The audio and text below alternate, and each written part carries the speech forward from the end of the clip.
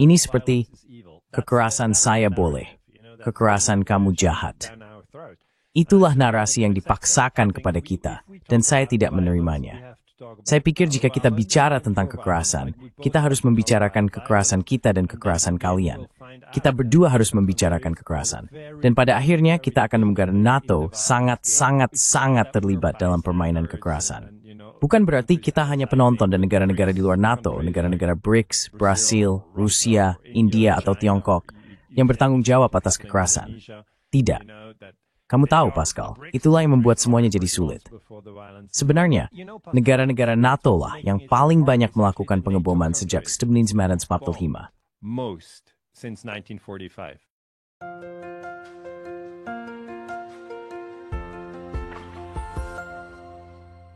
Hello everybody, this is Pascal from Neutrality Studies. Halo semuanya, saya Pascal dari Neutrality Studies.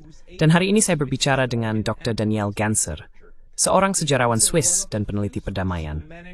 Dia juga salah satu dari sedikit orang Swiss yang berhasil mendapatkan reputasi internasional karena kritiknya terhadap mesin perang AS dan provokasi perang NATO. Misalnya, melalui buku-bukunya seperti USA, The Ruthless Empire, atau NATO's Secret Armies, Operation Gladio and Terrorism in Western Europe.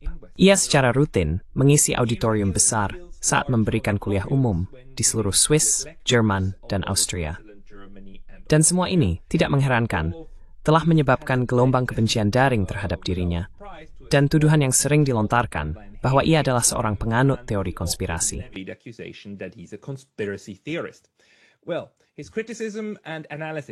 Nah, kritik dan analisisnya adalah hal yang ingin kita bahas hari ini, dan sedikit tentang dukungannya terhadap inisiatif netralitas Swiss. Jadi, Daniel, selamat datang. Terima kasih banyak sudah mengundang saya, Pascal. Senang sekali bisa berada di sini karena Anda adalah pembicara, penulis, dan analis yang produktif, dan Anda telah dikucilkan dari masyarakat sopan di Swiss. Bisakah Anda mulai dengan, atau bisakah kita mulai dengan bagaimana hal ini terjadi? Bagaimana Anda bisa berpindah bekas di universitas di Swiss dan melakukan penelitian hingga ke titik di mana orang-orang terus-menerus mengenai sebutan buruk, benar-benar buruk. Bagaimana itu itu?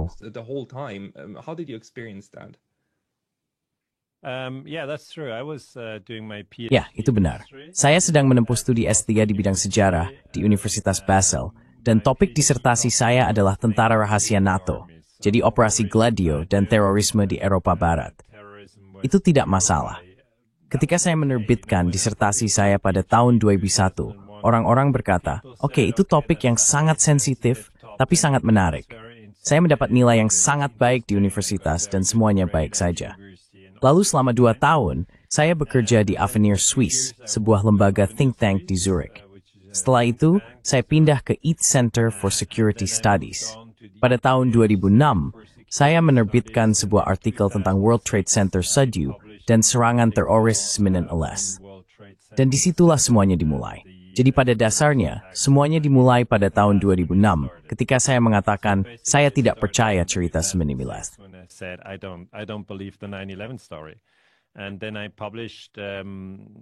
Lalu saya menerbitkan beberapa artikel, di mana saya mengatakan, saya pikir World Trade Center 7 adalah hasil dari pembongkaran terkontrol.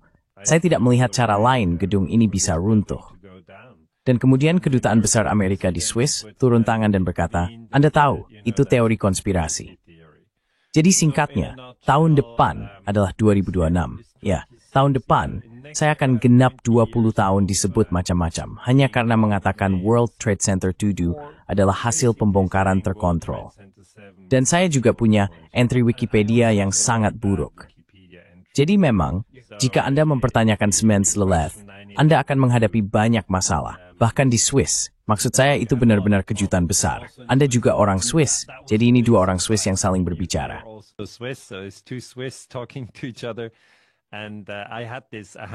Dan saya dulu punya anggapan bahwa di Swiss, kita bisa meneliti apa saja, dan bahwa universitas-universitas di Swiss benar-benar bebas. Maksud saya pernah mengajar di Universitas Zurich. Saya mengajar mahasiswa sejarah, tahu sendiri, mengoreksi makalah dan segala macam. Saya menikmatinya. Saya senang bekerja dengan para mahasiswa. Dan saya juga mengajar di Universitas Luzern, juga mahasiswa sejarah, dan di Universitas Basel, juga mahasiswa sejarah. Tapi kemudian, ketika saya menyadari bahwa Semenseles adalah sesuatu yang tidak bisa dibicarakan di universitas-universitas Swiss, bahkan sampai hari ini, akhirnya saya mendirikan institut saya sendiri. Dan sekarang saya benar-benar independen. Saya tidak menjadi bagian dari partai politik atau kelompok agama atau apapun. Saya hanya seorang peneliti independen. Dan saya melakukan hal saya sendiri. I'm just an independent researcher and I'm doing my thing. And you're doing your thing very successfully. I mean, Dan Anda menjalankan peran Anda dengan sangat sukses. Maksud saya, bahkan di Swiss, suara Anda adalah salah satu yang dikenal orang, meskipun mereka menganggap pandangan Anda aneh. Tapi, yang paling membuat saya terkesan, dan saya baru saja membaca salah satu artikel tentang Anda, adalah bagaimana orang-orang mengkritik Anda karena menggunakan konsep, maaf, keluarga global, saya rasa. Atau apa biasanya Anda menyebutnya? or what do you call it usually? In German it's Menschheitsfamilie. Dalam bahasa Jerman itu disebut Menschheitsfamilie. Menschheitsfamilie. Jadi pada dasarnya artinya keluarga manusia. Itu adalah konsep yang sering saya gunakan. Boleh saya jelaskan dengan cepat? Silakan. Sebagai seorang sejarawan, saya telah meneliti begitu banyak perang. Saya meneliti perang Irak tahun 2003 ketika AS menyerang Irak. Juga dalam buku ini saya membahas peristiwa Semenseles, perang Vietnam, dan Iran Contra. Lalu saya menyadari bahwa pada dasarnya polanya selalu sama. Anda mengecualikan satu kelompok manusia dari keluarga. Lalu Anda berkata, mereka jahat, mereka buruk, kita harus membunuh mereka. Dan itu selalu menjadi propaganda perang. Jadi saat ini di Swiss sedang dikecualikan. Kita yang buruk. Are being excluded. They are bad. They have to be fought. You know, everything we do against the Russians seems to be. Kamu tahu, segala sesuatu yang kita lakukan terhadap Rusia sepertinya selalu dianggap ide yang bagus. Lalu saya berkata, tunggu. Kita seharusnya tidak melakukan itu. Kita tidak boleh pernah mengecualikan siapapun dari keluarga manusia. Kita harus selalu ingat bahwa sekarang kita berjumlah 8 miliar orang di 193 negara di dunia.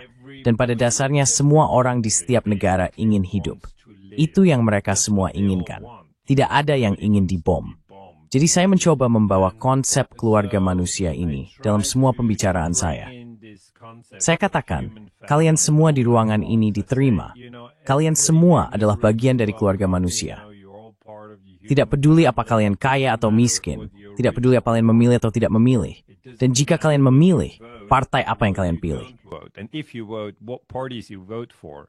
It doesn't matter whether you're born in Switzerland. Tidak masalah apakah Anda lahir di Swiss, lahir di Jerman, atau lahir di Afghanistan atau Suriah. Karena banyak orang dari negara-negara yang dibom NATO juga datang ke acara saya. Lalu ada orang-orang yang sangat miskin yang datang ke acara saya karena mereka merasa selalu disingkirkan. Dan ada juga orang-orang yang sangat kaya yang datang ke acara saya karena mereka berpikir, Anda tahu, topik-topik yang saya bahas itu penting. Dan saya selalu mengatakan, semua orang yang tidak hadir hari ini, mereka juga bagian dari keluarga manusia. Jadi saya selalu mencoba mengambil pendekatan yang sangat inklusif. Lalu saya katakan, dalam keluarga manusia, kita seharusnya tidak saling membunuh. Jadi ini cara yang sangat sederhana untuk menjelaskan bahwa kita seharusnya tidak saling membunuh. Way of explaining that we shouldn't kill each other. Yeah, and we shouldn't exclude people from the realm Ya, of those. dan kita seharusnya tidak mengecualikan orang dari kelompok yang kita anggap layak mendapatkan perlindungan, bukan? Setiap dari kita berhak mendapatkan perlindungan. The thing is, the Masalahnya, mesin perang dan mesin propaganda terus-menerus berhasil melakukan hal itu. Dan aspek menarik dari perang, yang juga telah kamu teliti secara mendalam, adalah seringkali hal itu dilakukan dengan menciptakan perpecahan antara misalnya para pemimpin, Saddam Hussein, dan rakyat Irak. Lalu mereka berkata, oh, kita menyingkirkan Hussein demi rakyat Irak. Jadi, sebenarnya, kita berperang untuk melindungi mereka yang kita bom. Kenapa hal seperti ini terus-menerus berhasil? why does this work time and again? It's this old story of the evil man. Ini adalah kisah lama tentang orang jahat. Bukan hanya Irak. Irak dibom pada tahun 2003. Saya pikir contoh yang lebih mencolok sebenarnya adalah Libya pada tahun 2011, ketika Prancis, Amerika, Inggris, bahkan Swedia ikut serta dan membom Libya. Dan sekarang semua orang bisa melihat Gaddafi sudah mati, dan negara itu jauh lebih buruk keadaannya. Jadi bukan soal ide ini. Dan kamu tahu, Pascal, saya berbicara dengan teman-teman saya tentang hal ini. Ketika itu terjadi, saat perang terjadi pada tahun 2011, saya berkata, oh, kita seharusnya tidak membom Libya. Kamu tahu, itu salah satu dari sedikit negara di Afrika yang sebenarnya berjalan dengan baik. Kamu tahu, mereka memiliki tingkat pembangunan yang sangat tinggi. Mereka punya HDI, Indeks Pembangunan Manusia. The HDI, Human Development Index, you can always look at how Anda selalu bisa melihat seberapa melek huruf penduduknya, berapa banyak yang bisa membaca, bagaimana hak-hak perempuan, angka kematian bayi, dan semua aspek ini. Jadi, Libya benar-benar menjadi juara Afrika, dan Libya membantu negara-negara lain di Afrika. Maka saya berpikir, mengapa kita harus menghancurkan juara Afrika? Lalu teman saya berkata, oh tidak, saya membaca sesuatu yang lain di koran. Dan koran serta televisi pada dasarnya mengatakan, Gaddafi itu jahat. Ayo, itu gila. Itu hanya propaganda, Anda tahu, untuk membenarkan perang. Tapi, itu selalu sangat sulit, karena orang cenderung percaya apa yang mereka dengar dari media arus utama. Sekarang mulai berubah. Anda tahu, berkat saluran YouTube seperti milik Anda, atau Tucker Carlson, atau saluran besar lainnya yang mampu sedikit mengubah narasi.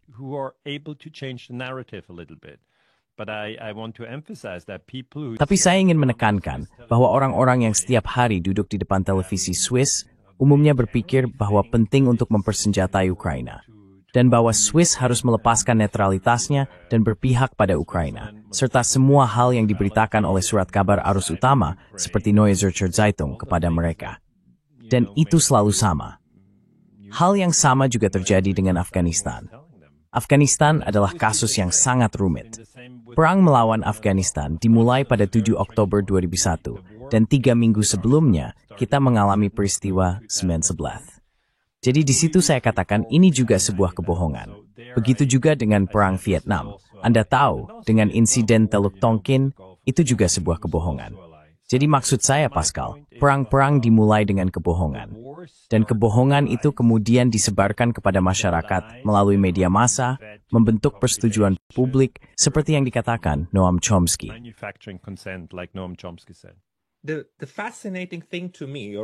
Hal yang menarik bagi saya, atau tentu saja Anda benar sekali.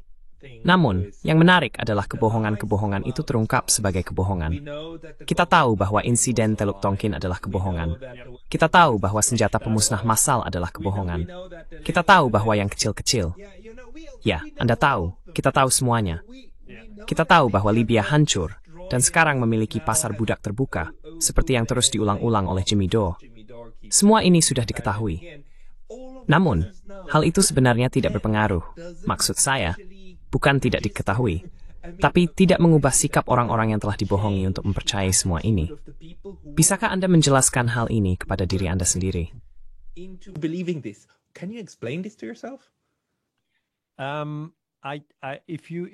Jika Anda mengizinkan, saya ingin tidak setuju.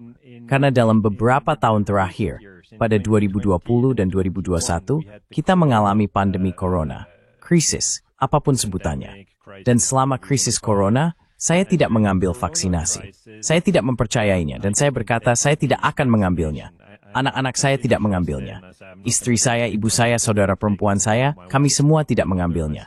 Jadi kami kembali diberi label sebagai, apa istilahnya? Adzaja lagi-lagi kata-kata untuk orang-orang yang mengatakan mereka tidak akan mengikuti pemerintah Swiss dan mengambil vaksinasi.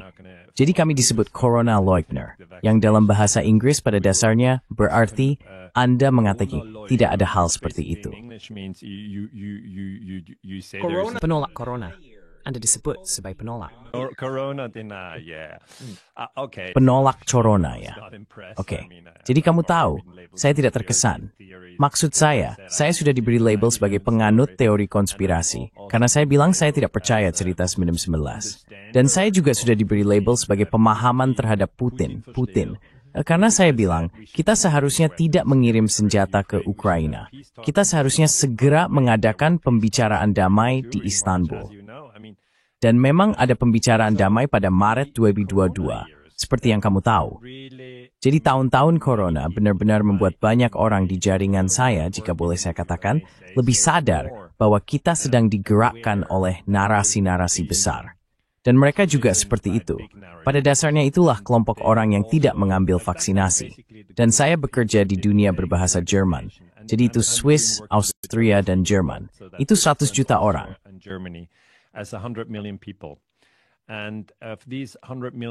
Dan dari 100 juta orang ini, 30%, jadi 30 juta, tidak mengambil vaksinasi corona. Anda tahu ini angka kasar karena Anda tidak pernah tahu siapa yang berkata jujur. Tapi mari kita ambil angka kasar, 30 juta. Dan kelompok ini benar-benar dicap buruk. Maksud saya parah. Bukan seperti, oke, tidak apa-apa, itu kesehatanmu. Setiap orang punya cara sendiri untuk memutuskan. Tapi benar-benar ada kata-kata yang sangat kejam. Kejam sekali yang digunakan. Jadi orang tidak lupa. Orang tidak lupa. Mereka tahu, saya benar-benar difitnah. Dan saya tidak suka. Atau, saya tidak bisa datang ke pernikahan sahabat saya karena saya tidak divaksinasi. Dan dia bilang hanya orang yang sudah divaksinasi yang boleh datang ke pernikahan. Hal-hal seperti itu terjadi. Hal-hal gila. Dan akhirnya kelompok ini menjadi lebih besar.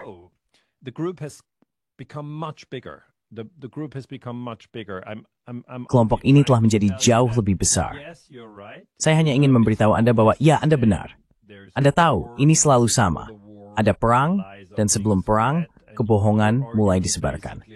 Dan argumen Anda pada dasarnya adalah, mengapa orang tidak menyadari bahwa ini selalu trik yang sama?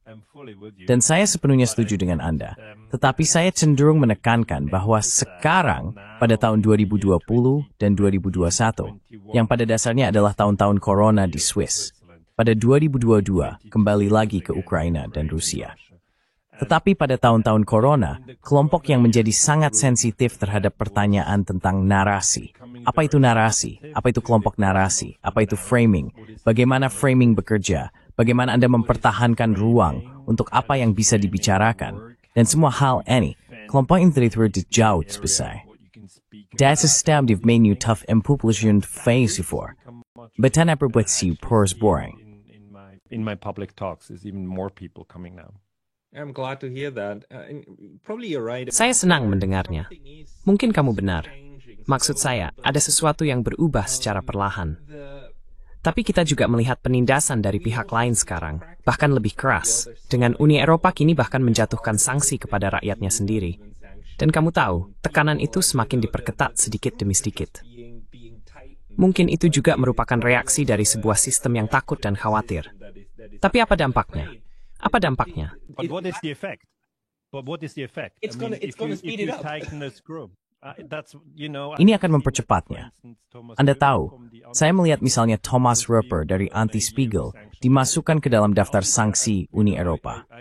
Dan jelas, Anda tahu, saya membaca Anti-Spiegel, saya membaca RT, saya membaca Apollut, saya membaca RT Deutsch, saya membaca NZZ. Jadi saya membaca berbagai surat kabar hanya untuk membandingkan. Anda tahu seperti apa narasi mereka.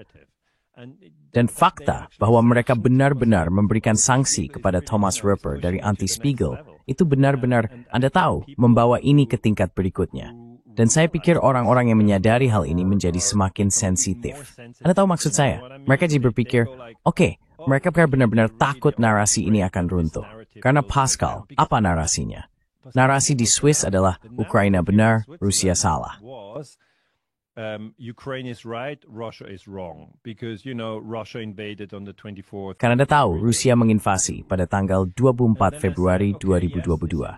Lalu saya berkata, oke ya, invasi ini, menurut saya ini ilegal. Itu analisis saya. Saya bilang, Anda tidak bisa menginvasi negara lain. Seperti Prancis tidak diizinkan menginvasi Swiss. Swiss tidak diizinkan menginvasi Prancis. Titik. Amerika tidak diizinkan menginvasi Irak. Prancis tidak diizinkan mengebom Libya. Jerman tidak diizinkan mengebom Serbia seperti yang mereka lakukan pada tahun 1999. Itulah hukum internasional. Tapi kemudian saya bilang, invasi ke Ukraina ini ada sejarah sebelumnya, penggulingan pemerintahan Yanukovych pada tahun 2014, itu ilegal. Dan perluasan NATO ke timur, itu adalah provokasi bagi Rusia. for Russia, and also the claim or the invitation. Dan juga klaim atau undangan dari Presiden George Bush pada tahun 2008 untuk mengundang Georgia dan Ukraina masuk ke NATO. Anda tahu itulah yang benar-benar memicu semuanya. Jika saya memasukkan elemen-elemen ini ke dalam narasi, orang-orang sekarang lebih terbuka dan mereka berkata, ya saya belum pernah mendengar itu. Saya belum pernah mendengar tentang kudeta tahun 2014 atau perang saudara dari 15 sampai 22. Saya pikir, jelas, masih ada beberapa orang yang tidak ingin mendengarnya. Anda benar. Saya tidak ingin mengatakan bahwa semua orang terbuka terhadap narasi baru. Tapi menurut saya secara umum, di lingkungan saya melihat banyak ketertarikan pada informasi alternatif. Saya berkata, oke, jika kita mulai dari awal, bagaimana saya bisa memahami perang di Ukraina? Bagaimana saya bisa memahaminya? Dan biasanya saya mengambil pendekatan historis, Anda tahu, tahun demi tahun, dari perspektif geostrategi. Itu adalah cara yang benar untuk melakukannya. Kita perlu memahami asal-usul perkembangan bagaimana sesuatu terjadi. Namun narasi saat ini, atau orang-orang yang mengklaim dominasi narasi, dan juga Anda tahu, dalam bahasa Jerman, kita punya kata yang indah untuk itu, interpretasi. Kedaulatan penafsiran.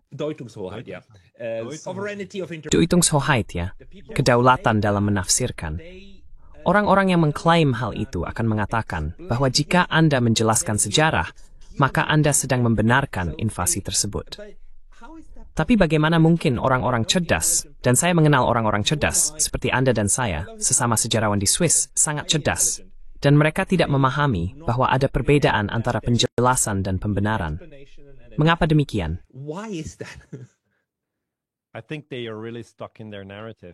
Saya rasa mereka benar-benar terjebak dalam narasi mereka, sungguh. Maksud saya, mungkin mereka juga takut bahwa beberapa analisis kita mungkin benar. Sebagai contoh yang sangat praktis, pada tahun 2022, ketika invasi Rusia terjadi pada 24 Februari, saya memberikan ceramah publik di Swiss. Sekitar 1.000 orang hadir. Orang-orang datang, mereka membeli tiket, mereka mendengarkan analisis saya. Di luar gedung ada polisi. Dan di luar, di samping polisi, ada para demonstran dengan bendera Ukraina.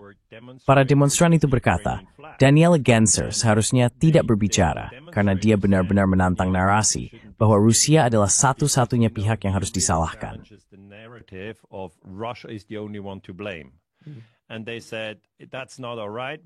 Dan mereka berkata, itu tidak benar karena Rusia adalah satu-satunya yang harus disalahkan. Dan di dalam gedung saya berkata, ya, Rusia memang harus disalahkan untuk satu bagian. Dan di sini maksud saya adalah invasi, benar-benar melintasi perbatasan. Itulah yang harus disalahkan pada Rusia. Kita bisa menyalahkan Putin untuk itu bagiannya. Tapi kemudian Zelensky juga harus disalahkan. Zelensky naik ke tampuk kekuasaan dengan janji perdamaian. Itu tahun 2019. Dia janji akan memfight tetapi dia mengebom rakyatnya sendiri di Donbas. Banyak orang di Swiss bahkan tidak tahu tentang hal ini.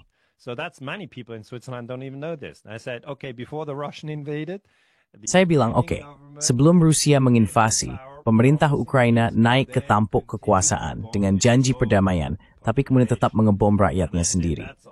Dan saya bilang, itu juga sesuatu yang harus benar-benar dipertanggungjawabkan. Jika sebagai pemerintah, kamu membunuh wargamu sendiri, itu tidak baik. Kamu tidak seharusnya melakukan itu. Dan kemudian Amerika juga harus disalahkan. Pada tahun 2014, mereka menggulingkan pemerintah di Ukraina. Saya tahu ada perdebatan besar tentang hal itu.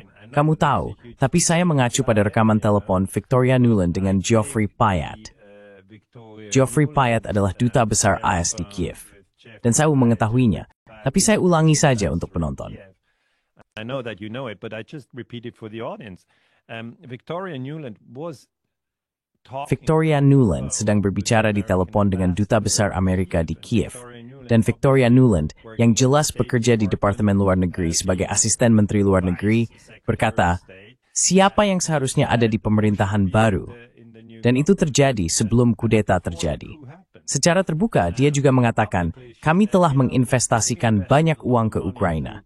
Dan itu terjadi di bawah Presiden Barack Obama. Dan kemudian dia mengatakan dalam sebuah wawancara di CNN, Obama berkata, kami membantu transisi kekuasaan di Ukraina. Tapi sebenarnya bukan itu yang terjadi. Itu bukan membantu Ukraina. Ini adalah campur tangan, Anda tahu. Ini adalah campur tangan di Maidan.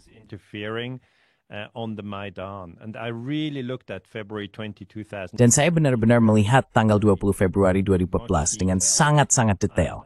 Dan saya benar-benar 100% yakin bahwa penembak jitu menembak baik demonstran maupun polisi. Dan itu menciptakan kekacauan. Ivan Kachanovsky telah meneliti hal itu secara mendalam. Jadi, untuk merangkum ceritanya, saya memberikan ceramah tersebut, mengatakan ya, Rusia harus disalahkan. AS harus disalahkan atas kudeta, dan Zelensky harus disalahkan kemudian sendiri. Jadi, entah hak kelompok yang harus disalahkan. Sekarang, apa yang dilakukan? Dan saya katakan, hal terbaik adalah mulai berbicara satu sama lain. Semua orang terima kesalahan mereka sendiri. Everybody accepts his own blame, and Dan, Anda tahu, kemudian menyelesaikan konflik tanpa pertumpahan darah lebih lanjut. Dan di luar, polisi benar-benar di Jerman, saya memberikan ceramah di Hamburg dan di Kiel, analisis yang sama. Dan saya mendapati sekitar 10 mobil polisi di luar. Tapi biasanya saya punya sekitar 1.000 orang di dalam ruangan yang ingin mendengar konteks perang Ukraina. Dan di luar, mungkin ada 50 orang yang berdemo menentang analisis saya. Dan saya hanya berkata pada diri sendiri, karena saya merasakan tekanannya. Saya hanya berkata pada diri sendiri. Anda tahu, orang-orang selama perang Vietnam yang berdemo di Kent State misalnya, atau di tempat lain, mereka juga berdiri dan berkata, kami tidak menerima narasi dari pemerintah kami, dan kami tidak menerima narasi dari pers arus utama kami.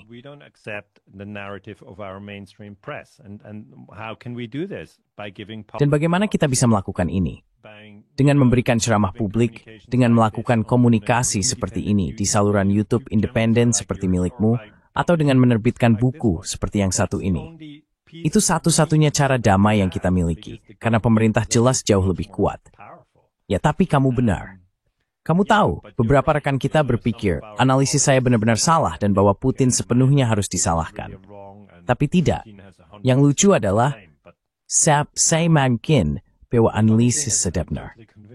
Kamu tahu, sebisa kesalahan itu pada Putin. Sesimring telah Joe Biden, sebisa sama Zelensky. Part of the blame is with Zelensky.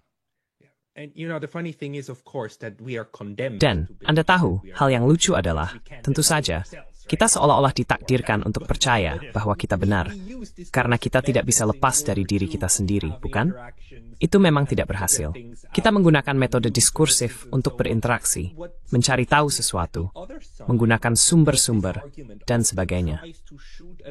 Yang menarik bagi saya adalah bahwa pihak lain dalam argumen ini sering mencoba menyerang kredibilitas akademis kita. Saya membaca banyak artikel tentang Anda yang mengatakan hal-hal seperti sejarawan yang katanya, peneliti perdamaian yang mengaku sendiri. Tidak ada sertifikat peneliti perdamaian yang bisa diberikan kepada Anda. Jika Anda meneliti perdamaian, maka Anda adalah peneliti perdamaian. Tapi mereka melakukan itu, dan mereka meluncurkan semua serangan ad hominem sambil mengklaim superioritas intelektual. Dan saya mesti mengis wopus klofmuitim sepenlai veritiful age-megamen seth sepoyat thing. Apakah Anda berinteraksi hiking is ikaidan with Hongbaris and Golik dengan Anda? Same level with yours. I've had a talk at Basel. Saya pernah memberikan ceramah di Basel. Di Basel ada tempat bernama Stad Casino Basel yang merupakan gedung besar dengan 1.400 kursi. Saya memberikan ceramah di sana dan tempatnya penuh. Lalu rekan-rekan saya, profesor sejarah dan sosiologi, mengorganisir sebuah acara di Universitas Basel, sebuah acara tandingan. Dan mereka tidak mengundang saya ke acara itu. Mereka hanya ingin mengatakan, oke, Anda bisa datang ke ceramah sejarawan Swiss, Dr. Daniel Ganser tentang Rusia, Ukraina, dan AS. Dia akan mengatakan bahwa Rusia bertanggung jawab atas invasi, tapi AS juga bertanggung jawab dengan perluasan NATO. Tapi jangan percaya dia, Anda harus datang ke catatan yang nanti pada kami. Jadi bagi saya itu sangat aneh, karena mereka benar-benar takut kendali mereka atas narasi mulai lepas.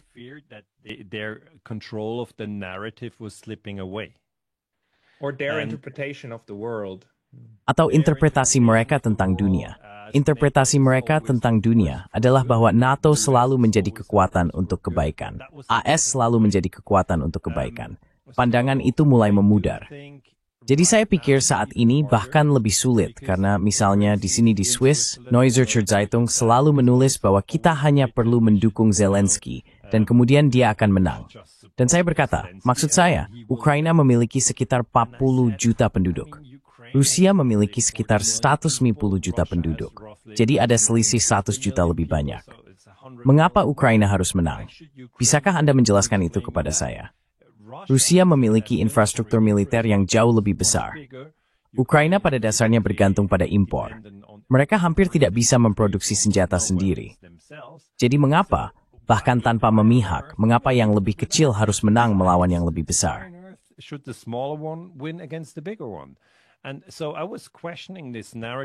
Jadi saya sudah mempertanyakan narasi ini sejak awal. Dan mungkin itu juga masalah lain yang saya miliki. Saya benar-benar mengkritik pemerintah Swiss karena memihak. Pemerintah Swiss pada tanggal 28 Februari mengambil alih semua sanksi ekonomi terhadap Rusia. Tapi sanksi-sanksi ini, poin yang sangat penting, dirancang oleh Uni Eropa. Sekarang saya tahu Anda tahu ini, dan saya juga yakin akan hal itu. Tapi mungkin beberapa pendengar tidak tahu, Uni Eropa itu sama dengan Eropa. Swiss adalah Eropa, tapi ini kan Uni Eropa. Uni terpadu dari 27 negara, Jerman, Italia, Prancis, mereka pada Uni Eropa. Tapi Swiss betul dengan Eropa.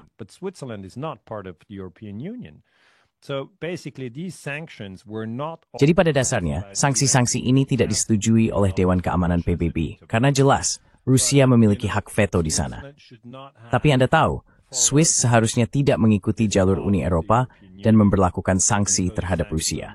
Jadi saya memposting hal ini di Instagram, Facebook, dan di mana-mana.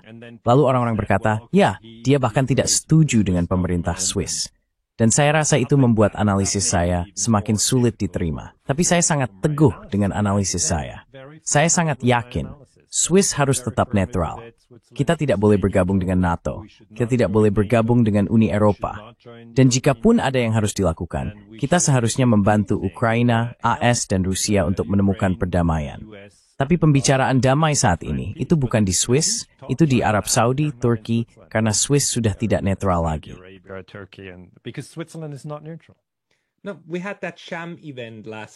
Tidak. Tahun lalu kita sudah mengadakan acara pura-pura itu di musim panas, di mana kita hanya mengundang orang-orang dari satu kubu saja, lalu menyebut diri kita sebagai pembawa perdamaian, bukan? Penyelenggara perdamaian. Tapi itulah hal yang menarik saat ini. Maksud saya tinggal di Jepang, dan saya sering berdiskusi dengan rekan-rekan dari Indonesia, India, dan negara-negara Global South, Afrika Selatan, dan sebagainya. Dan mereka semua bilang ke saya, kami tidak mengerti Eropa. Maksud kami tidak paham. Ini seharusnya sudah jelas. Ukraina juga seharusnya netral dengan cara tertentu. Dan kalian perlu menurunkan eskalasi, dan kalian tidak bisa menempatkan pasukan NATO tepat di perbatasan Rusia pada saat yang sama.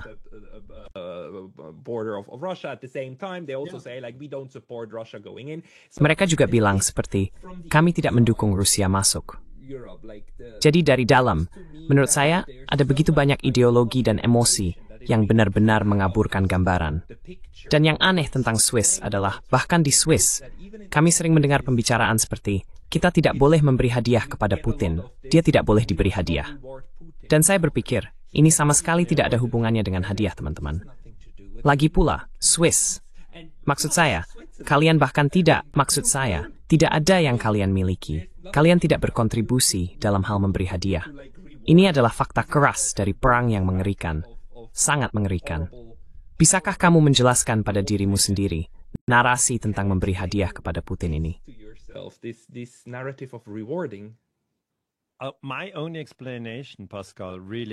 Satu-satunya penjelasan saya, Pascal, sebenarnya bahwa Swiss berada di bawah tekanan besar dari Amerika Serikat dan Uni Eropa. Hanya itu saja. Saya benar-benar tidak melihat. Maksud saya jelas, kami tidak melakukan pemungutan suara di Swiss tentang hal ini. Apakah kami ingin menerapkan sanksi terhadap Rusia?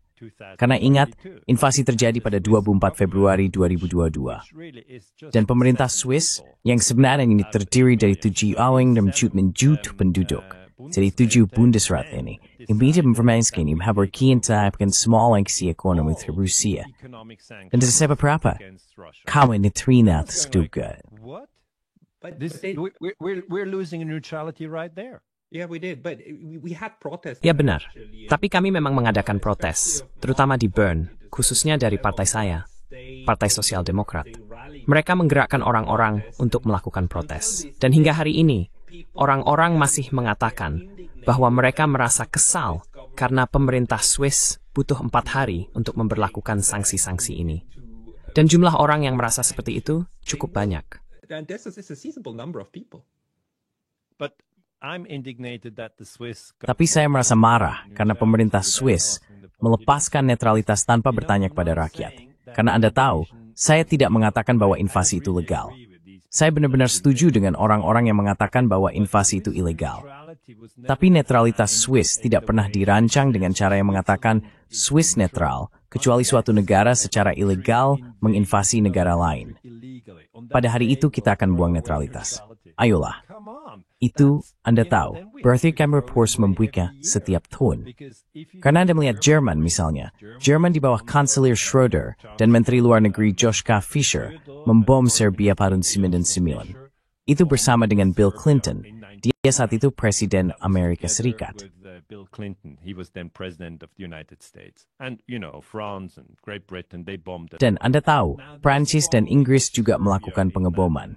Sekarang, pengeboman Serbia pada tahun 1999 itu hampir terlupakan. Orang-orang tidak mau membicarakannya lagi.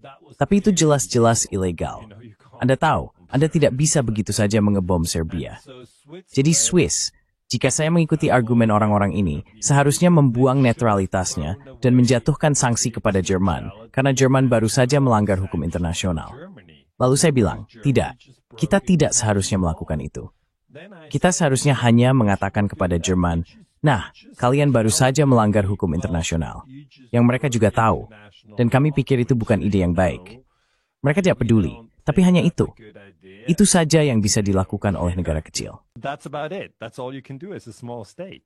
And then in 2003 when the Americans bombed... Lalu pada tahun 2003, ketika Amerika membom Irak, itu jelas merupakan pelanggaran hukum internasional.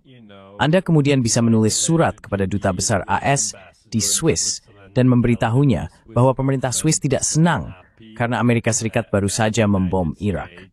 Itu bertentangan dengan hukum internasional. Tapi Anda tidak bisa kemudian memberikan sanksi kepada Amerika Serikat. Maksud saya, dan kami memang tidak melakukannya. Jelas kami tidak melakukannya.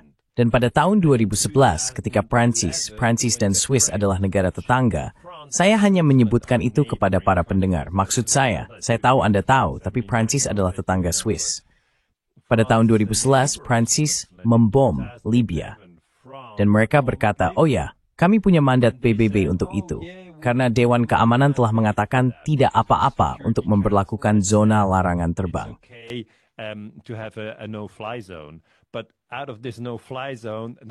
Namun dari zona larangan terbang ini, Prancis, Inggris, dan Amerika Serikat justru melakukan pergantian rezim.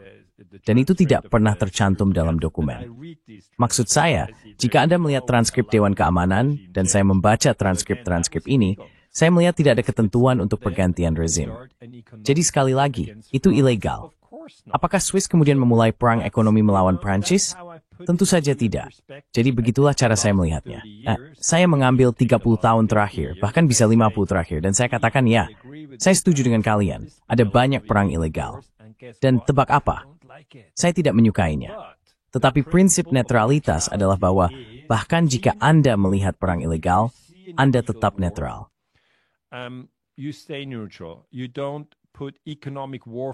Anda tidak melakukan perang ekonomi terhadap satu kelompok saja. Dalam hal ini, pemerintah Swiss telah memutuskan untuk memulai perang ekonomi terhadap Rusia. Kami tidak mengirim senjata ke Ukraina. Maksud saya, Jerman mengirim senjata. Begitu juga Inggris dan Prancis mengirim senjata ke Ukraina.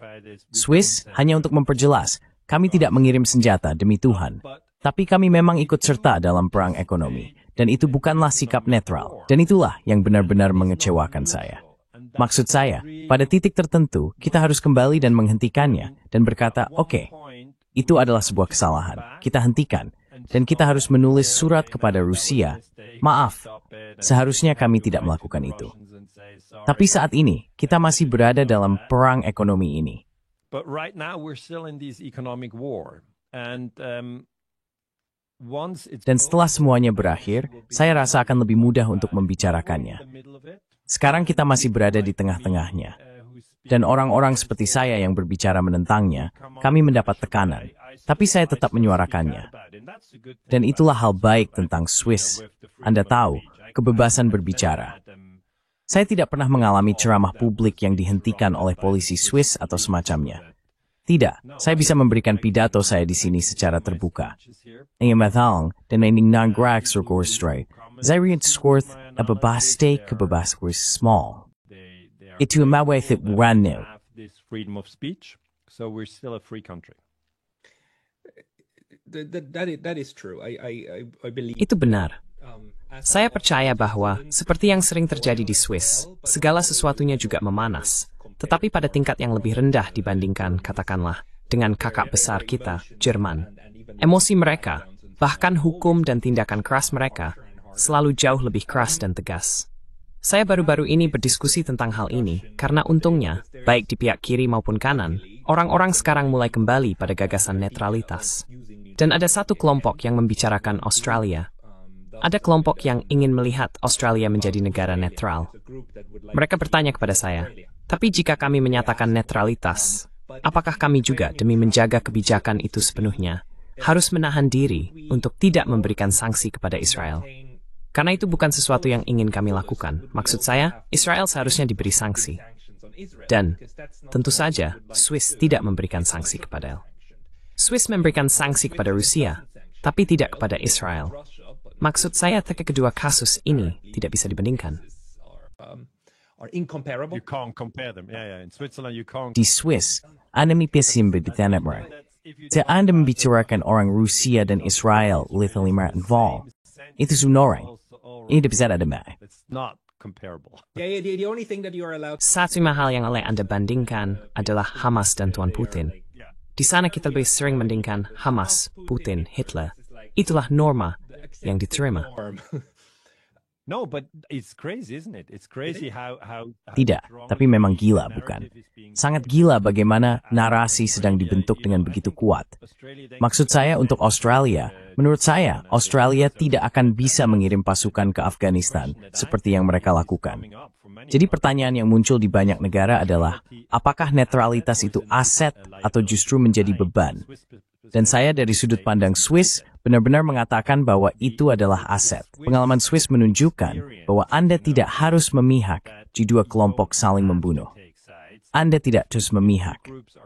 Anda bisa tetap netral dan berkata, oke, kami melihat keluhan Kian dan kami juga melihat keluhan kalian. Dan itu sangat penting.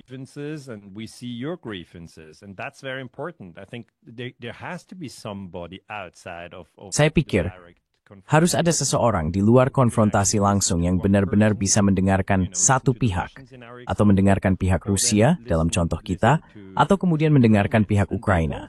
Dan keduanya punya keluhan. Jelas, Israel punya keluhan dan Palestina juga punya keluhan. Mereka punya luka, mereka punya kehilangan. Itu sudah pasti, tapi itu tidak berarti Anda harus langsung memihak salah satu. Saya berusia 52 tahun, saya telah tinggal di Swiss sepanjang hidup saya. Dan saya mencintai negara ini. Saya sangat mencintainya. Tapi itulah mengapa saya sangat sedih bahwa dalam konteks perang Ukraina, pemerintah Swiss, dan sekali lagi, rakyat Swiss tidak pernah dimintai pendapat, tapi pemerintah Swiss telah memihak Zelensky.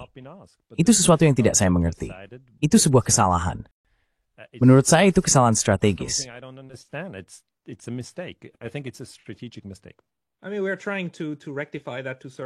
Maksud saya, kami sedang berusaha memperbaiki hal itu sampai batas tertentu, karena ada inisiatif netralitas yang sedang berjalan, dan itu akan datang baik di akhir tahun ini atau awal tahun depan. Tapi pertanyaan tentang bagaimana kita sampai di titik ini, bukan hanya, saya juga ingin menekankan bahwa Swiss tidak sendirian. Ini seperti seluruh Eropa. Eropa memposisikan dirinya sendiri.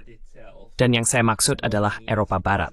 Maksud saya, Uni Eropa, ditambah beberapa negara lain, memposisikan dirinya ke tempat di mana pendekatan ideologis semacam ini terhadap hubungan internasional telah menyingkirkan analisis yang dingin dan rasional, seperti yang Anda lakukan dan yang dilakukan orang lain, serta yang juga kita dapatkan dari pihak Amerika.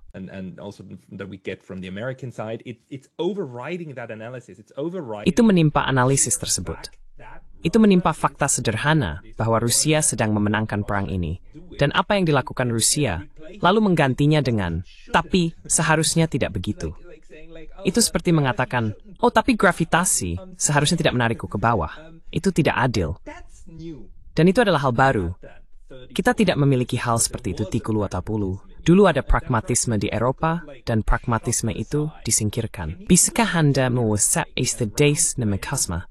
That was and why? I looked at newspapers in the... Saya melihat surat kabar pada tahun 1970-an, bagaimana mereka menggambarkan perang Vietnam, surat kabar Swiss.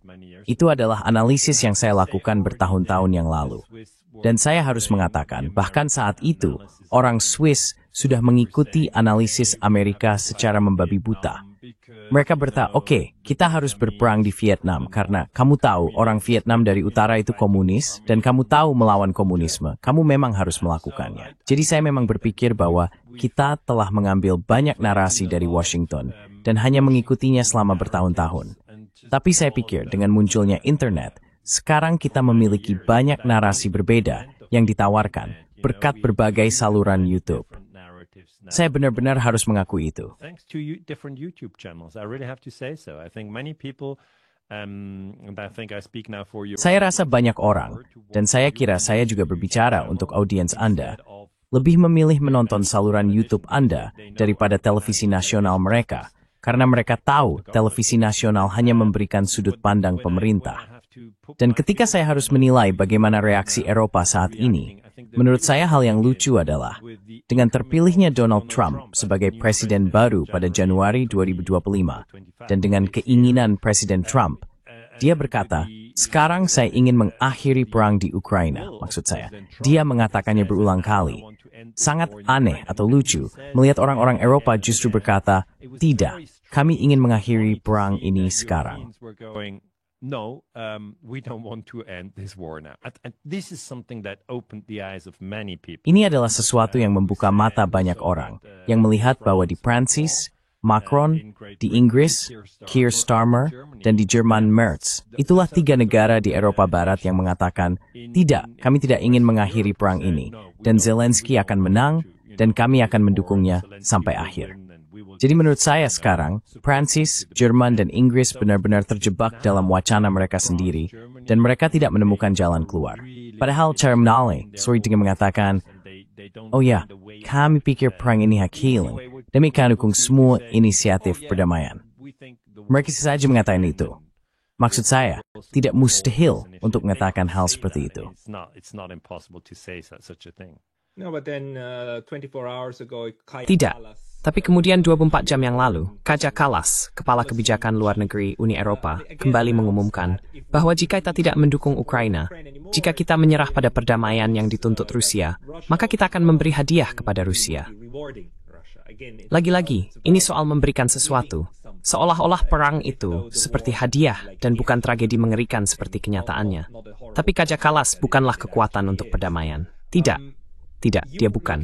Maksud saya, Lacey, in effect bahai membuat wazimit spaft semua. make themselves look like that. I mean, Kaja Kallas is. I mean, okay, let's not. Maksud saya Kaja Kallas itu, maksud saya, oke, mari kita tidak membahas dia. Juga karena latar belakang keluarganya sendiri di Estonia, yang merupakan aparat komunis dan sebagainya di Uni Soviet. Tapi bagaimanapun juga, dalam buku-buku Anda juga melihat Amerika Serikat sebagai sebuah imperium, bukan? Dan sebagai konstruksi politik dengan banyak kekuasaan di luar perbatasan langsungnya, benar? Beberapa struktur kekuasaan ini sangat kasar, seperti operasi rahasia di luar negeri.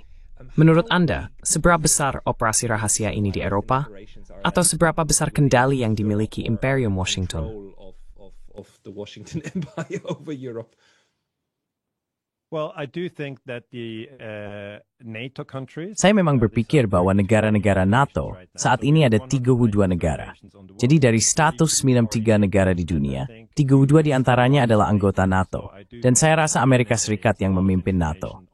Jadi saya juga percaya bahwa NSA memiliki banyak informasi tentang misalnya politisi Jerman, politisi Prancis, dan lainnya. Saya juga yakin bahwa di setiap kedutaan besar Amerika di Eropa, ada perwakilan CIA yang memantau situasi. Sulit untuk mengatakan seberapa besar kekuatan mereka. Kita sedang berbicara besar dengan seberapa kehadiran S di Eropa S. Tapi saya hanya mengambil hal-hal yang bisa saya ukur. Saya melihat bahwa Nord Stream, pipa yang membawa gas dari Rusia ke Jerman, telah diledakkan.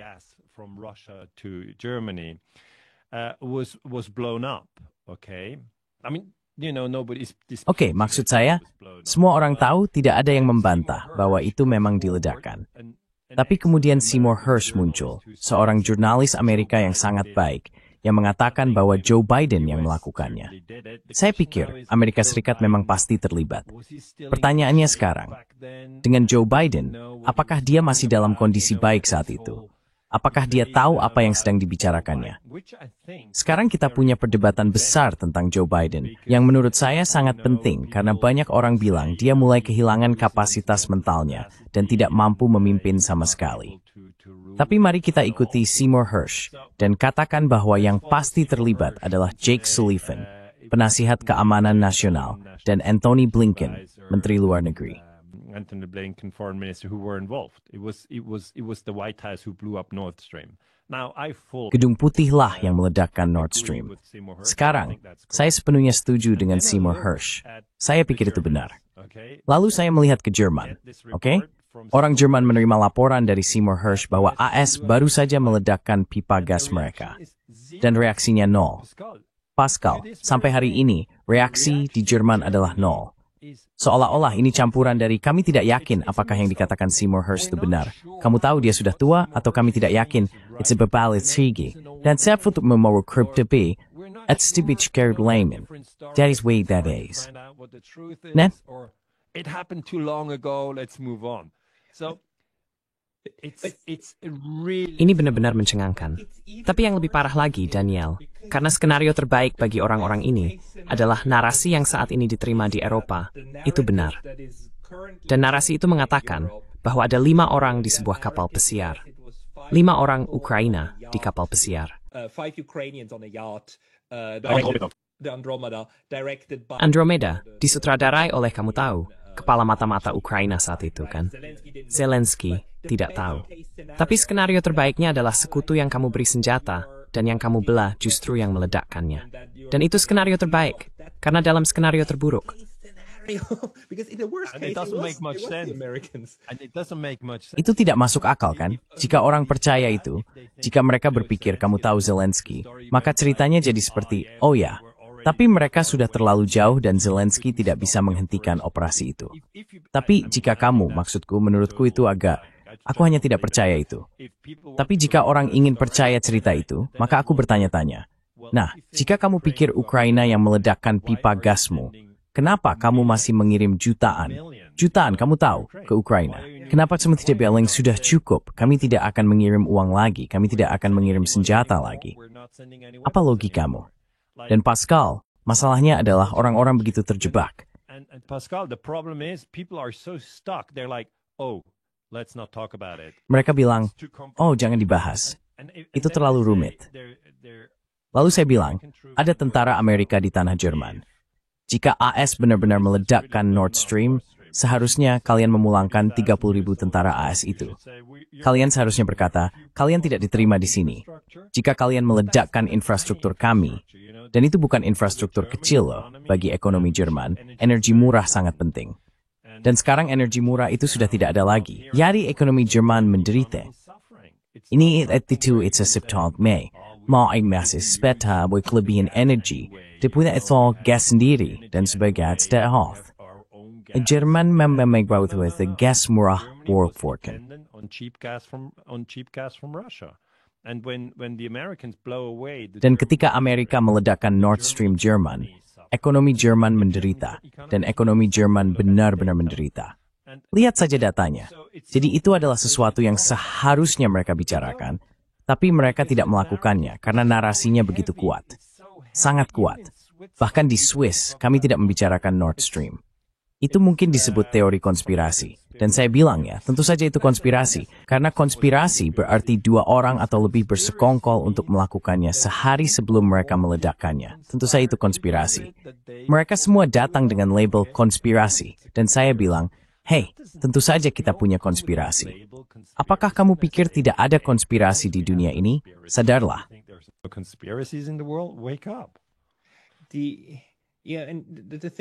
Ya, dan masalahnya adalah, maksud saya, kita semua ingat bagaimana Joe Biden berdiri di samping Olaf Scholz, kanselir saat itu, dan benar-benar mengancam bahwa hal seperti itu bisa terjadi. Dan Olaf Scholz hanya berdiri di sana dan menerimanya. Maksud saya, semua hal ini ada. Dan ya, ini bukan bukti siapa yang meledakkannya. Ini hanya soal keberanian, kan? Mengatakan hal seperti itu di konferensi pers. Lalu hal itu benar-benar terjadi. Yang masih menyisakan pertanyaan ini. Struktur kekuasaan yang membuat semua ini tetap berlangsung. What are the power structures that keep this in place? Because my view is that actually whoever blew up... Karena menurut saya, siapapun yang meledakkan pipa Nord Stream sebenarnya telah membantu pemerintah Scholz. Karena itu menghilangkan satu alat tawar dari pihak-pihak yang menentang pemerintah ini, bukan? Maksud saya, Anda tidak bisa lagi turun ke jalan dan berdemo sambil berkata, buka Nord Stream. Jika Nord Stream sudah tidak ada, ya sudah hilang. Jadi, itu sebenarnya membantu pemerintah Scholz untuk membungkam para pengkritiknya sendiri. Jadi menurut saya, pasti ada, bukan jaringan, tapi semacam pemahaman, bukan? Pemahaman politik tentang bagaimana dunia berjalan. Dan saya penasaran, apakah Anda punya contoh lain tentang dimensi internasional dari bagaimana kekuasaan kemudian mengalir ke bawah?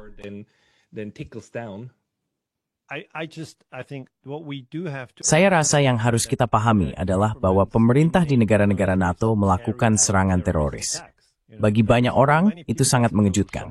Mereka bilang, tidak. Tapi meledakkan pipa gas, meledakkan Nord Stream, itu adalah serangan teroris. Itu jelas. Dan saya pikir AS yang melakukannya. Jadi AS bertanggung jawab atas terorisme di Eropa. Bagi banyak orang, ini sangat sulit diterima. Tapi kemudian saya bilang, ayolah, ini bukan hal baru. Pada tahun 1985, Dinas Rahasia Prancis meledakkan kapal Greenpeace Rainbow Warrior, yang saat itu berada di Selandia Baru, di Auckland. Mereka berada di pelabuhan, dan mereka ingin, maksud saya, itu sudah lama sekali. Tapi saat itu Greenpeace sedang memprotes uji coba nuklir Prancis.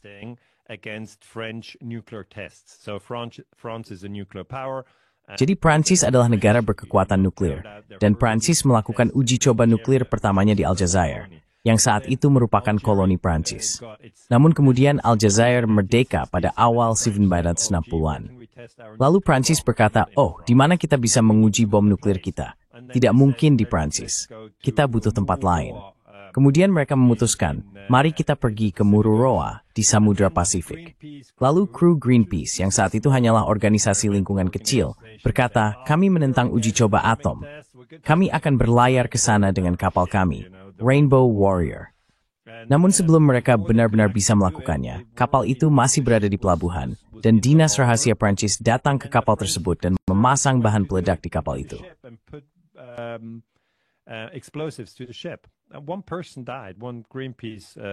Satu orang tewas, seorang fotografer Greenpeace, Fernando Pereira, karena dia kembali ke kapal. Jadi awalnya ada bom pertama, lalu semua orang meninggalkan kapal. Dinas Rahasia Prancis sebenarnya tidak berniat membunuh siapapun. Tapi kemudian sang fotografer kembali, saya rasa dia mencari kameranya dan filmnya, dan bom kedua meledak, seluruh kapal pun tenggelam. Tapi ceritanya panjang. Saat itu, François Mitterrand, seorang sosialis, adalah presiden Prancis. Jadi, Prancis juga melakukan serangan teroris. Ini adalah sesuatu yang tidak ingin kita bicarakan. Seolah-olah, tidak, di negara-negara NATO, kami tidak frequentkan teroris. Padahal, kalian masuk Ukraina.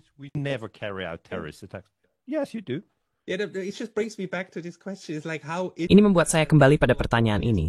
Bagaimana mungkin hal ini secara psikologis bisa terjadi? Karena kita punya begitu banyak contohnya. Maksud saya, kita punya kasus di mana Israel menembaki dan hampir menenggelamkan kapal perang AS, USS Liberty pada tahun 1967. Kita punya Amerika Serikat yang melakukan serangan teroris terhadap Iran dan menghancurkan sentrifugal mereka. Tentu saja, kita juga punya Israel yang melakukan berbagai serangan teroris di negara-negara tetangga, termasuk menyerang konsulat Iran, bagian dari gedung kedutaan di Damaskus, Suriah pada saat itu. Dan semua ini tampaknya hanya diterima begitu saja. Tentu saja, kita harus kembali pada kekuatan narasi media. Tapi ada begitu banyak pelanggaran hukum, dan pelanggaran-pelanggaran itu begitu saja diterima sebagai sesuatu yang wajar.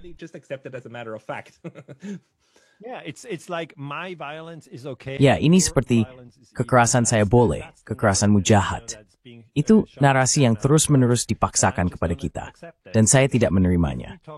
Saya pikir jika kita bicara tentang kekerasan, kita harus bicara tentang kekerasan kita dan kekerasan kalian. Kita berdua harus membicarakan kekerasan. Dan pada akhirnya, kita akan menemukan bahwa negara-negara NATO sangat terlibat dalam urusan kekerasan. Oke? Bukan berarti kita hanya penonton dan kamu tahu, negara-negara di luar NATO, negara-negara BRICS seperti Brasil, Rusia, India, atau Tiongkok. Atau kamu bilang kamu bicara dengan orang-orang di Indonesia, bahwa negara-negara BRICS yang bertanggung jawab atas kekerasan. Tidak, sebenarnya Pascal, itulah yang membuat semuanya jadi sulit. Sebenarnya negara-negara NATO lah yang paling banyak melakukan pengeboman sejak 1945. Saya memang fokus pada 80 tahun terakhir, jadi dari 45 sampai hari ini.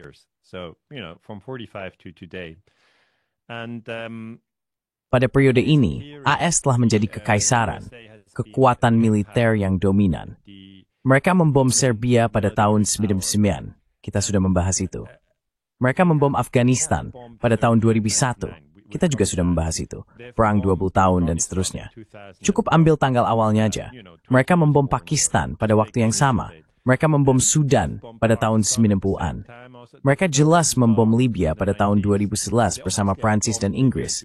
Tapi mereka juga membom Libya pada tahun 90-an, tepatnya tahun 1946. Lalu mereka membom Vietnam dari tahun 1964 hingga 1975. Mereka juga membom Laos dan Kamboja, negara tetangga Vietnam saat itu. Mereka menggulingkan pemerintahan di Iran pada tahun 1993.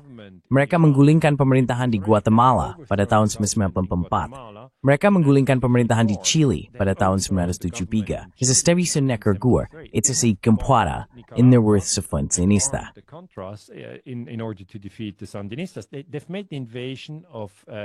Mereka melakukan invasi di Teluk Babi di Kuba. Mereka membom Kuba dan mencoba menggulingkan Fidel Castro. CIA bahkan memiliki departemen pembunuh bayaran yang mencoba membunuh Fidel Castro. Itu tidak pernah berhasil. Tidak pernah berhasil. Mereka mencoba membunuh Fidel Castro. Itu tidak pernah berhasil. Kamu tahu, semuanya mulai terlihat jelas. Semuanya benar-benar belum, kamu tahu, menyebutkan semua tindakan kekerasan. Tapi narasi Barat bahwa kekerasan kita itu baik, dan semua kekerasan lain itu jahat, itu sama sekali tidak meyakinkan. Saya pikir jika kita berbicara jujur tentang kekerasan, kita harus sampai pada titik. Oke, kekerasanmu tidak baik, kekerasanku juga tidak baik, mari kita hentikan. Itu akan menjadi pendekatan yang jujur dalam hubungan internasional. Tapi kita belum sampai di sana. Ya.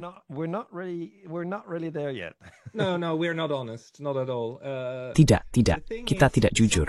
Sama sekali tidak. Masalahnya, beberapa orang, dan Anda tahu, orang-orang yang saya hormati secara intelektual adalah seperti John Mearsheimer, seorang realis. Dan dia adalah analis yang sangat baik. Tapi bahkan dia kadang-kadang membuat argumen yang membuat saya bertanya-tanya. Salah satu argumennya adalah bahwa kita sebaiknya tidak membubarkan NATO, karena NATO, dengan Amerika Serikat sebagai penyeimbang dari luar untuk Eropa, bisa memastikan bahwa orang Eropa tidak benar-benar kehilangan akal, dan akhirnya terlibat dalam perang dunia lagi dengan Rusia. Oke, baiklah. Tapi bagaimana menurut Anda tentang ini? Jika Anda memiliki tombol hapus NATO di depan Anda, apakah Anda akan menekannya atau tidak? Would you push it or would you not? I would push it. I think Saya akan mendorongnya. Menurut saya, NATO, pertama-tama, menghabiskan banyak uang. NATO berarti banyak pengeluaran militer. Dan masalahnya, NATO sekarang berada dalam posisi di mana mereka benar-benar mendorong citra Rusia jahat setiap hari. Ini adalah propaganda NATO. Dan saya selalu bilang, jika kita bicara tentang Eropa, kita harus ingat bahwa Rusia sampai pegunungan Ural itu masih di Eropa, oke? Karena orang-orang selalu bilang Uni Eropa atau negara-negara NATO itulah Eropa. Lalu saya selalu bilang, ya, Swiss tidak masuk Uni Eropa dan kami juga bukan anggota NATO, tapi kami ada di Eropa. Jangan lupakan itu. Dan saya pikir orang Rusia juga sedikit berada di posisi yang sama. And I think Russians are a little bit in the same boat. Like people say, Europe is fighting against Russia. Orang-orang bilang Eropa sedang melawan Rusia, tapi Rusia itu ada di Eropa. Moskow adalah kota di Eropa, sama seperti Paris, Roma, atau Berlin. Jadi hal yang aneh bagi orang-orang yang menganalisis ini adalah mereka bilang kita butuh NATO untuk melindungi kita dari Rusia. Analisis saya berbeda. Saya bilang perluasan NATO setelah runtuhnya tembok Berlin. Pada tahun 1989, tembok di Berlin runtuh, dan Jerman bersatu kembali. Yang menurut saya bagus, bahwa Jerman sekarang menjadi satu negara. Tapi pada saat itu, NATO hanya punya 16 negara anggota, dan sekarang sudah 32. Jadi jumlahnya menjadi 2 kali lipat. Dan menurut saya, masalah yang kita hadapi di Eropa disebabkan oleh NATO yang bergerak ke timur. Pada tahun 1999, Polandia masuk, Hungaria, dan itu adalah perluasan pertama. And this was the first enlargement, and in 2004. Lalu pada tahun 2004, Estonia, Latvia, Lithuania, Rumania, Bulgaria, sekelompok negara baru bergabung. Jadi NATO menciptakan ketidakamanan. Itu analisis saya. Saya pikir NATO bukanlah kekuatan untuk perdamaian. NATO adalah kekuatan yang menciptakan ketidakstabilan di Eropa dan juga sangat mahal. Anda tahu, orang-orang membayar jutaan dan jutaan ke NATO. Dan itu hanya menciptakan ketidakstabilan. Jadi saya tidak setuju dengan John Mearsheimer dalam hal itu. Tapi saya memang menganggap John Mearsheimer adalah orang yang luar biasa. Omong-omong, Jeffrey Sachs juga. Saya pikir Amerika Serikat memiliki para cendekiawan yang sangat menarik yang berbicara secara terbuka tentang peristiwa global. Dan saya rasa itu juga berkat YouTube. Sekarang kita bisa berbagai suara yang berbeda ini.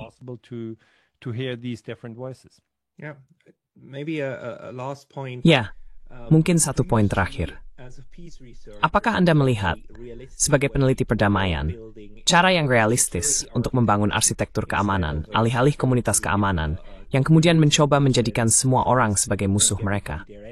Karena saat ini, Anda tahu, faksi perang jelas ingin Rusia dan Tiongkok menjadi pihak lawan utama untuk melawan Rusia di Eropa dan Tiongkok di Pasifik, bukan? Tapi yang kita butuhkan adalah sebuah arsitektur, seperti sebuah rumah yang menopang perdamaian. Jika best put shumashimamde walin bismo. Do you have a sense of where this could come from?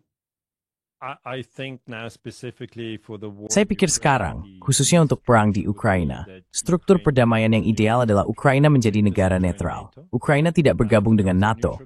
Ia menjadi negara netral seperti Swiss, atau seperti Austria, atau seperti Irlandia.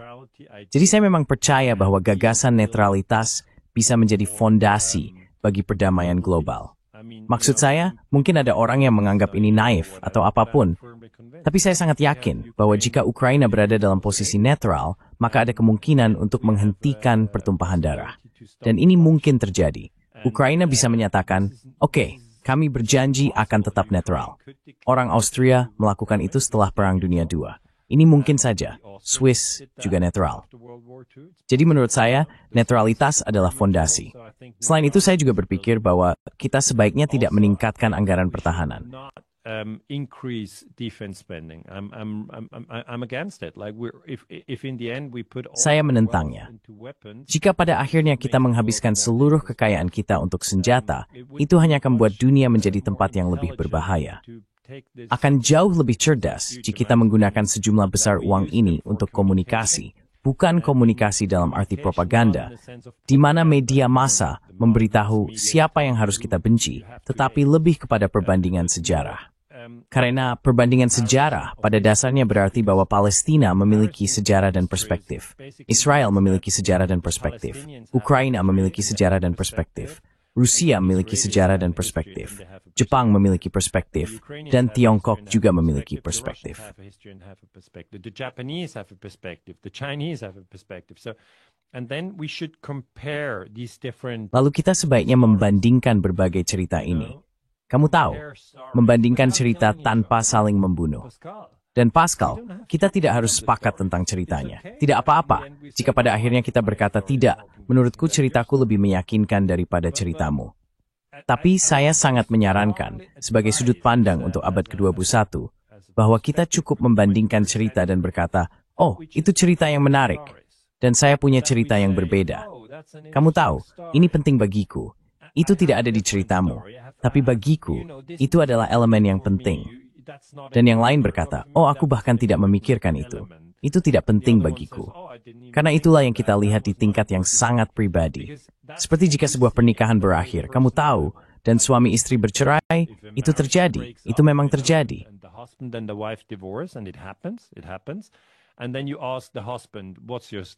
Lalu Anda bertanya kepada suami, apa ceritamu?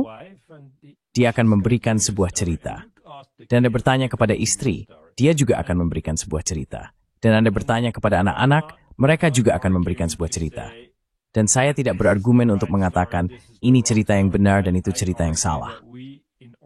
Saya berpendapat bahwa, demi terciptanya lebih banyak kedamaian, kita seharusnya cukup bijaksana untuk membandingkan cerita-cerita dan memahami bahwa setiap orang memiliki cerita yang sedikit berbeda.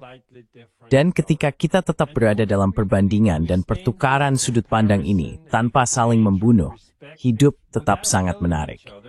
Tapi kita seharusnya menggunakan uang kita untuk membandingkan cerita dan membangun infrastruktur agar kita bisa memahami bahwa cerita orang lain itu berbeda, bukan untuk saling membunuh.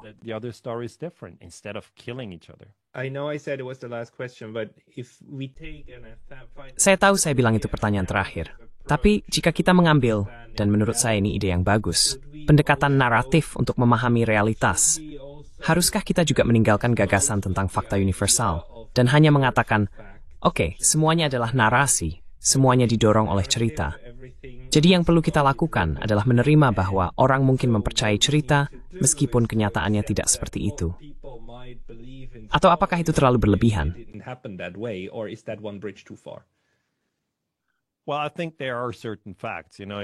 Menurut saya ada beberapa fakta tertentu. Anda tahu, jika seseorang terbunuh, lalu kita mencatat kapan dan di mana dia meninggal. Sejarawan selalu mencatat tanggal dan tempat ketika seseorang meninggal. Jadi memang ada beberapa fakta, tapi fakta-fakta ini tidak terlalu kuat. Saya pikir narasi jauh lebih kuat. Dan saya rasa sekarang, di tahun 2025, kita berada di titik di mana kita bisa menyadari bahwa kita digerakkan oleh narasi. Dan Anda tahu, itu akan selalu seperti itu. Tapi kita kemudian bisa melihat dengan cermat, oke, sebenarnya apa narasi tentang perang Ukraina? Apa narasi tentang cerita COVID? Apa narasi tentang perang Afghanistan? Apa narasi tentang 9/11? Apa narasi tentang perang Vietnam?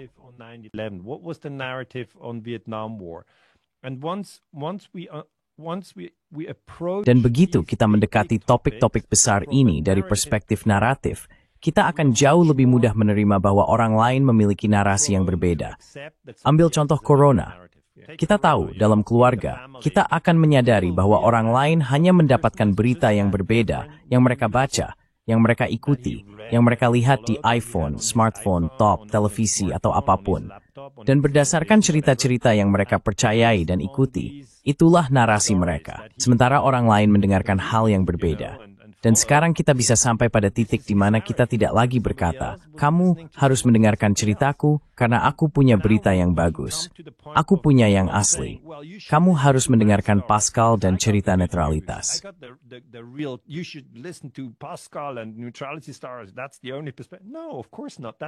Itu hanyalah satu sudut pandang. Tidak, tentu saja tidak. Itu hanya satu sudut pandang di antara jutaan. Tapi sekarang adalah momen di mana kita bisa bangun dan berkata, oke, narasi-narasi ini, jika kita mempercayainya 100%, maka kita menjadi dogmatis. Jadi saya benar-benar berpikir, kita sebaiknya tidak mempercayai semua yang kita pikirkan. Pada tingkat yang sangat mendasar, cukup bersikap rendah hati dan berkata, oke, sekarang saya berpikir seperti ini. Kenapa saya berpikir seperti ini? Karena saya membaca itu, dan dia mengatakan ini yang saya anggap meyakinkan. Tapi kita sebaiknya bersikap santai saja. Dan ketika ada fakta baru muncul, kita harus selalu terbuka untuk mengubah analisis kita. Jadi kesadaran akan kekuatan narasi, ini adalah sesuatu yang jika kita sampai di sana, saya pikir ini benar-benar bisa memperkuat gerakan perdamaian.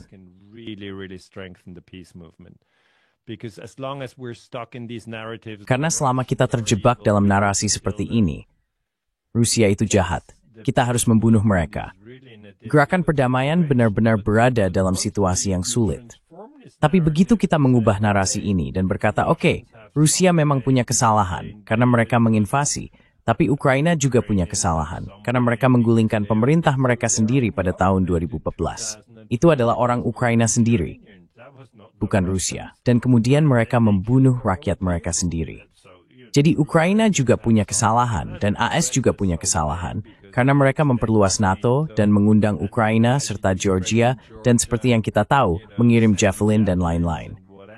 Jadi begitu kita melihat berbagai narasi, saya pikir itu akan membuat kita lebih toleran. Dan saya rasa kita benar-benar membutuhkan hal itu. Saya juga berpikir begitu. Dan Daniel, saya sangat berterima kasih atas wawasan dan analisis yang Anda berikan. Bagi orang-orang yang ingin membaca dan melihat lebih banyak Anjak Chungkema, saya rasa mereka cukup mengunjungi halaman utama Anda. Benar begitu? Yeah, that's correct. My first name is Daniel. Ya, itu benar. Nama depan saya Daniel. Jadi ada huruf E di akhir. Ini Daniel dengan E karena saya lahir di bagian Swiss yang berbahasa Italia, di Lugano, dan di sana orang berbicara bahasa Italia. Jadi itu versi Italia. Dan Genser adalah nama belakang saya. Jika Anda menggabungkan nama depan dan nama belakang saya, Anda bisa menemukan saya di internet, Anda bisa menemukan saya di YouTube, dan Anda bisa menemukan buku saya, USA, The Ruthless Empire. Average Festival memberi step tensin suit extreme bukan rakyat Amerika. The American government, not the American people. Saya sudah menaruh semua tautan ini di deskripsi di bawah. Silakan cek semuanya. Dan Dr. Daniel Genser, terima kasih banyak Anda hari ini. Nice death, pal.